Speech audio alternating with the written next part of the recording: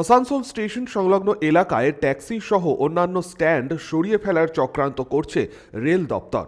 এই অভিযোগ তুলে আসানসোল স্টেশন রোডে শুক্রবার টায়ার জ্বালিয়ে পথ অবরোধ করে বিক্ষোভ দেখালো তৃণমূল শ্রমিক সংগঠন আইএনটিটিইউসি। এদিনে পথ অবরোধের নেতৃত্বে ছিলেন আইএনটিটিইউসি নেতা রাজু আলুওয়ালিয়ার অভিযোগ, আসানসোল স্টেশন সংলগ্ন সমস্ত স্ট্যান্ডে সরিয়ে ফেলার চক্রান্ত করছে রেল প্রশাসন। তারই প্রতিবাদে তাদের এই বিক্ষোভ। ব্যাপারটা হচ্ছে 50 বছর পুরনো ট্যাক্সি স্ট্যান্ড, বাস স্ট্যান্ডও 50 বছর পুরনো, অটো স্ট্যান্ডও 50টা বছর পুরনো।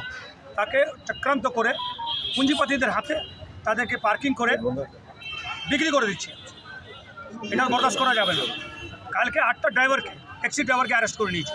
কারণ কি, তোমাদের এখানে ট্যাক্সি লাগাতে দেবো না, ওটা টেন্ডার হয়ে গেছে। শাসন যেভাবে আমাদের গরিব যারা ড্রাইভার চালক, যারা ট্রেনে হকারি করে, তাদের উপর যেভাবে জুলুম করছে, পুঁজিপতিদের দালালি করছে, প্রমাণ হচ্ছে যে বিজেপি যে আছে রেল প্রশাসনকে পুরোপুরিভাবে পুঁজিপতিদের স্বার্থে কাজে লাগাচ্ছে। তার জন্য আজকে আমরা প্রতিবাদে নেমেছি। ট্যাক্সি স্ট্যান্ডে 8টা ড্রাইভারকে কেন গ্রেপ্তার করা হলো?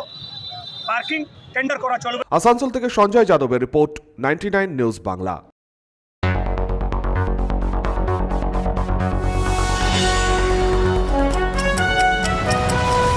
আপনারা দেখছেন 99 নিউজ বাংলা।